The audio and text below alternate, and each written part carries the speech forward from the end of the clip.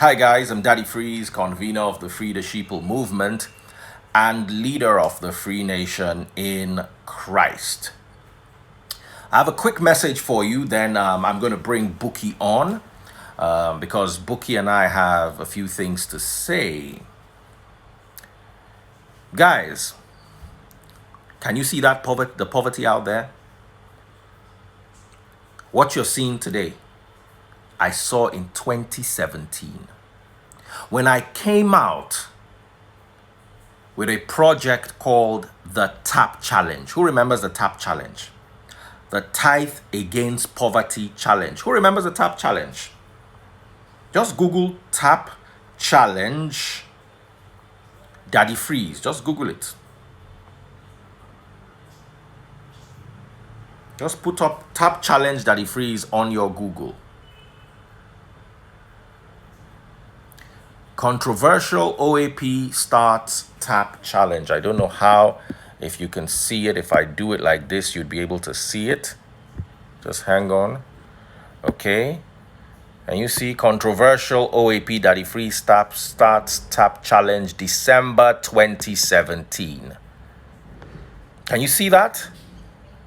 It was on all the blogs.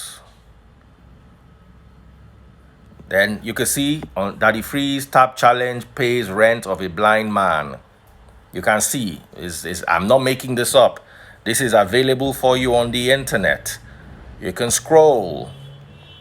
Daddy Freeze, the Tithe Against Poverty TAP Challenge, December 2017. Can you see the date there? Right there. Can you see it? Davido accepts Daddy Freeze Tithe Against Poverty Challenge, 14th December 2017. Can you see that there? Can you see that? Okay. Now, do you know what the TAP Challenge was? The TAP Challenge was my vision in 2017 that was frustrated.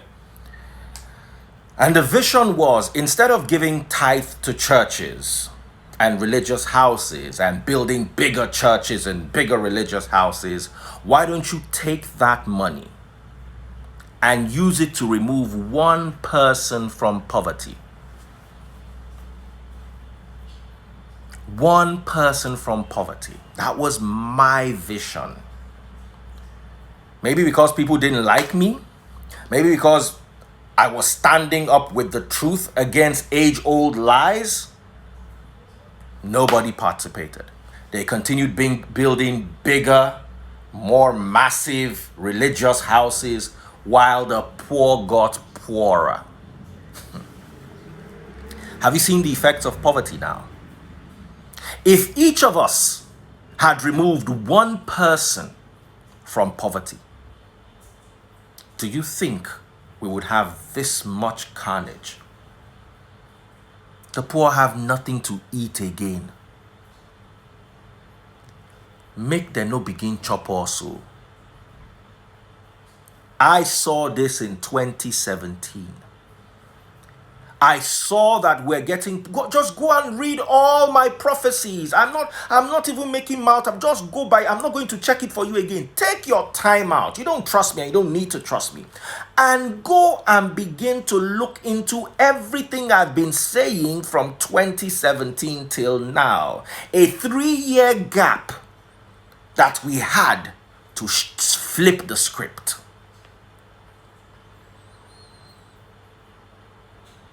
Somebody said, Daddy Freeze, what have you done? In my own bid, the Free Nation has paid hospital bills amounting into millions of naira.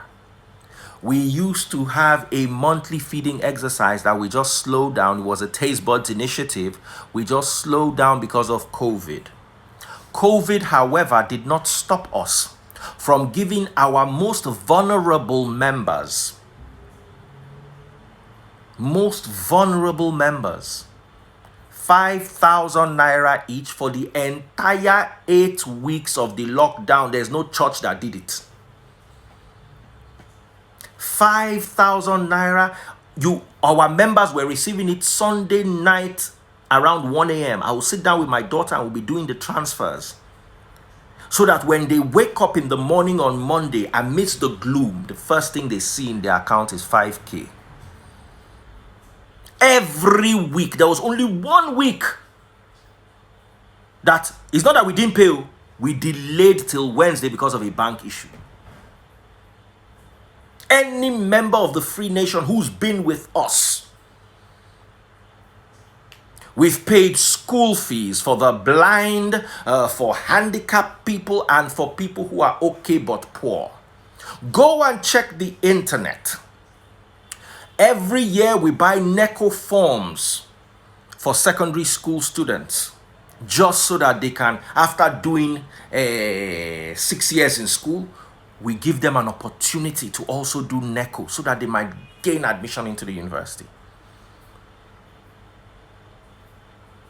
We never collected your tithe. We never collected your seeds or your offertory.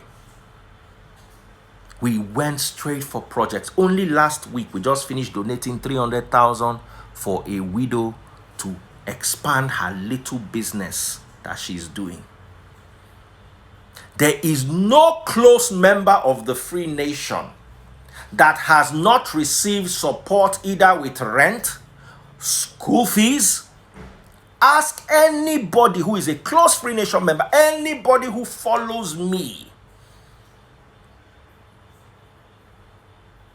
There is no way, unless you are not close to me, that you follow me and I see you. There's no, once you have a problem, we look into it. If we don't solve it immediately, we put it aside for future solving. But that something has not come your way.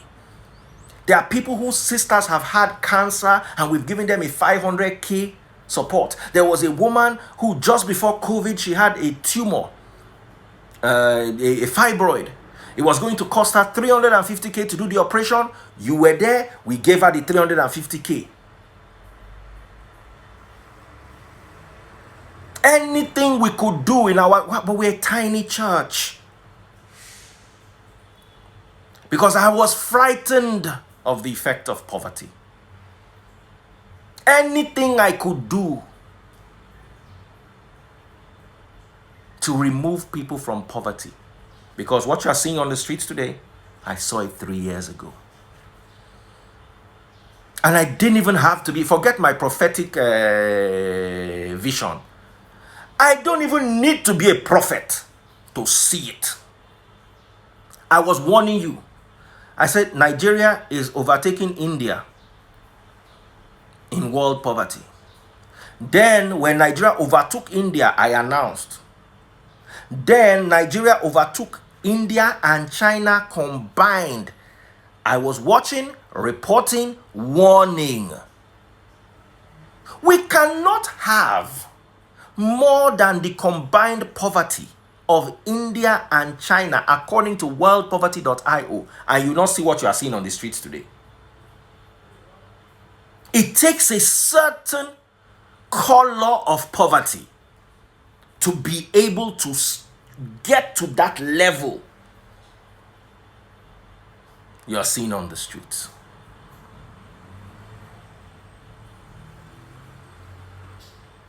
Nigeria, all of you abroad that are saying the fight must continue, the fight cannot continue until we fix poverty. If the government is not going to do it, we must do it ourselves. Those people must be of sound mind. Someone who is hungry cannot have a sound mind to see a cause through, because the moment he sees 500 naira, his mentality will change.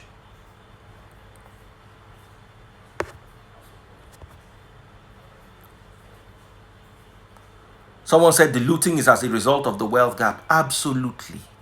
If the rich took a small percentage of their wealth and distributed it into the hands of the poor,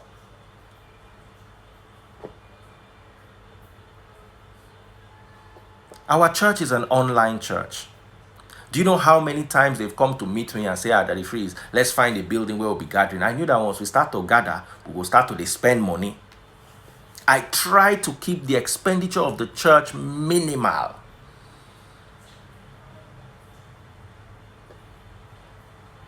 just so that there would be funds available for our charitable causes. We can't solve Nigeria's problem until we solve poverty first, until we solve education first, until we solve infrastructure and amenities first. These people need housing. These people need food. These people need education. That is quality education, not just put them in a school to sit on a block and open a book in front of them. They need quality education. They need upliftment.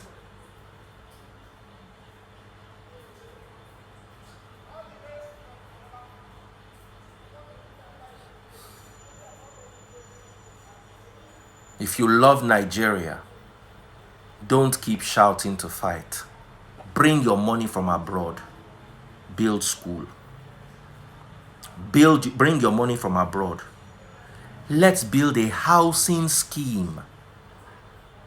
2-bedroom, 1 small parlor, 1 small kitchen, 1 toilet. Bam, let's build 300. Leave the government.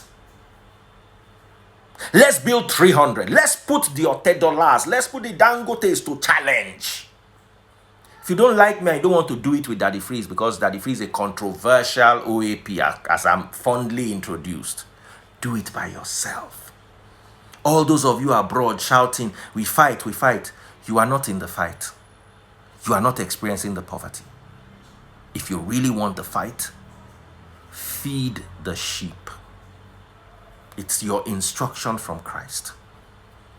Create opportunities. I said something, all the blogs as usually will misquote me. I said the greatest investment is investing in the youth. It's a better investment than building yourself a house. I'm not saying building yourself a house is a bad investment. I'm not saying investing in your children is a bad investment. But I'm saying if you do not invest in the society, you will not enjoy that house. You will not enjoy that car. You will not enjoy that child. Because your children are going to go amongst those people you fail to invest in.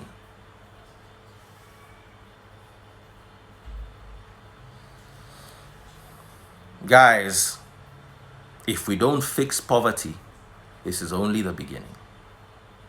We need to get the poor off the streets and into institutions of education, into meaningful employment, into housing. Do you see how these people live? Some of them live worse than the dogs of rich people and the cats of rich people. An average rich man's dog, the vet bill for a year will take care of 100 children.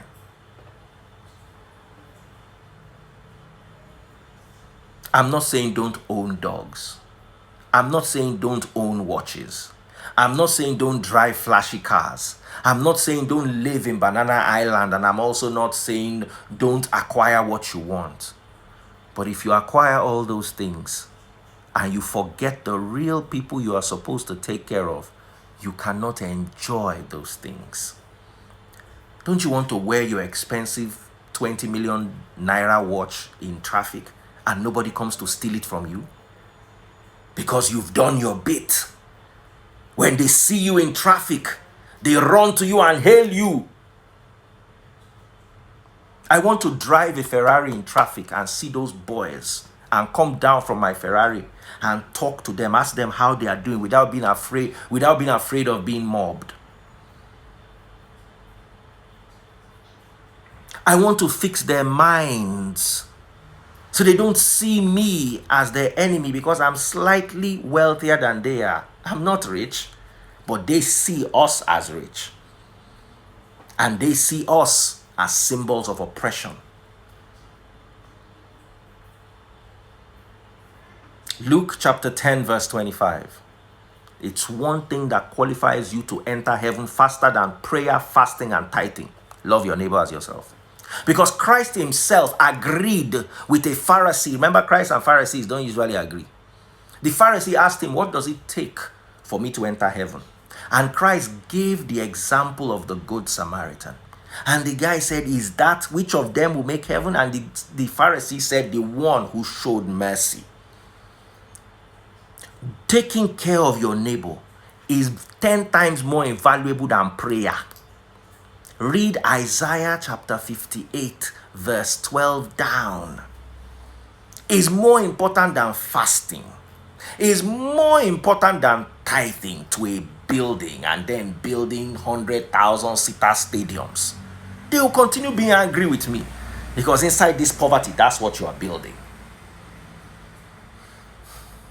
So God bless you guys. I want to bring Buki back on. I'm going to shut down this video because I want it to be a separate video talking about how we must fix the cankerworm called poverty.